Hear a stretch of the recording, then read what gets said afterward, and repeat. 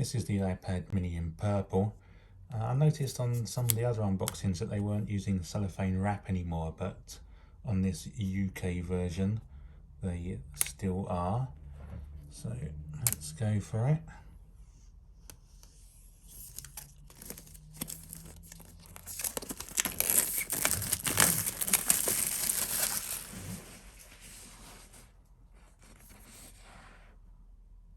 There it is.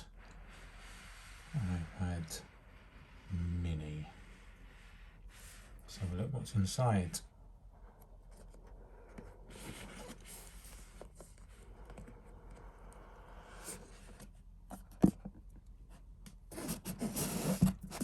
It's this new paper style wrap now.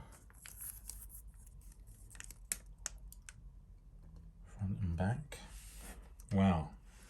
Yeah, feels about the same weight as a book. Very nice. Can easily hold it one-handed, not a problem. A lot easier than the 12.9 Pro that I've got. What else? So you do indeed get a charging brick, which is always bonus, and a C to C cable. So that is a UK unboxing of the iPad mini, and as usual guys, it's been emotional.